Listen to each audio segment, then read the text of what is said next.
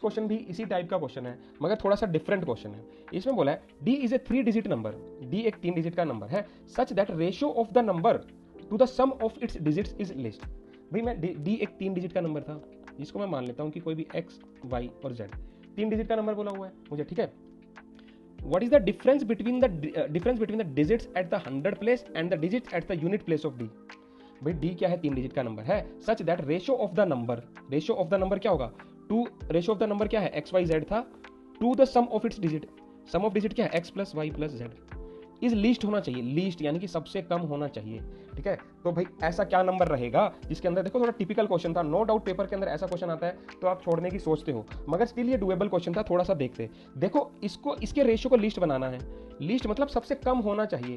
पहली बात, ये 3 डिजिट का नंबर है, भाई मुझे ऐसा पता है कि अगर ये लिस्ट करना है तो यूनिट डिजिट पे अगर मैं 9 रख दूंगा तो मैक्सिमम हो जाएगा। क्योंकि देखो सपोज करो कि मैं यहाँ पर लिख दूं कि 945, सपोज करो 945 कोई नंबर लिख दूं और 945 को इसको प्लस करूंगा तो 18 आ गया, तो इसको जब मैं डिवाइड करूंगा तो लगभग 55, 50, 60 आ रहा है। इससे अच्छा तो मैं अगर 101/2 करूंगा तब भी तो आ रहा है 55।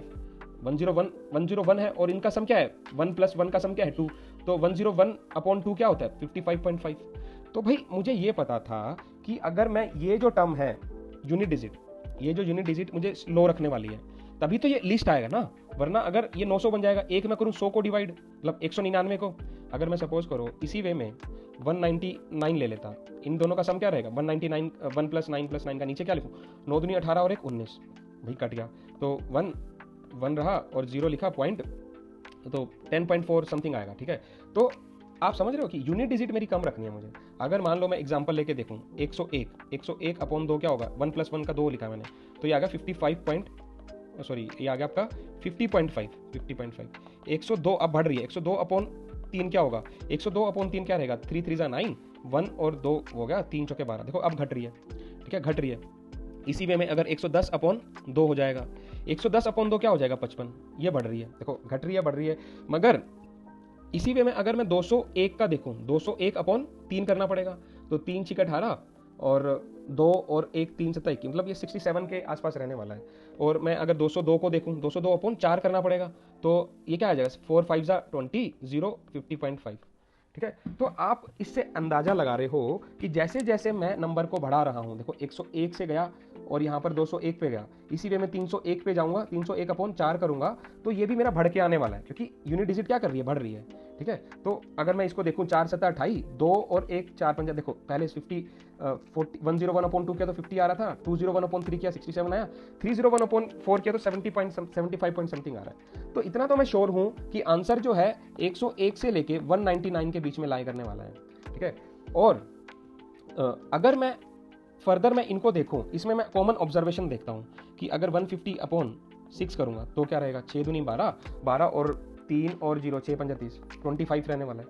भाई 25 से तो बढ़िया, देखो 105 क्या था, 105 जो था, 101 क्या था 50, और 1050 क्या है 25, यानी कि 50 से घट रहा है, घटते घटते अगर मैं 199 पे जाऊंगा तो मेरा सबसे लोवेस्ट आएगा, तब मेरा सबसे लोवेस्ट आने वाला है। मगर एक बात हमेशा ध्यान रखना भाई, ये जो 10th डिजिट है ये मैक्सिमम होनी चाहिए। 10th डिजिट मैक्सिमम, देखो 110/2 तो 55 आ रहा है, जो कि इससे 150/6 से लेस बड़ा है, तो ये तो बल्कि ये उससे छोटा आना चाहिए था, इससे 101 से 110। मगर हो क्या रहा है कि ये यहाँ पर जो है ये यूनिट डिजिट 0 है, इसलिए वो बड़ा दिखा रहा है। तो आपको यूनिट डिजिट मैक्सिमम करनी है और यूनिट डिजिट मैक्सिमम करनी है और 100 डिजिट मिनिमम करनी है।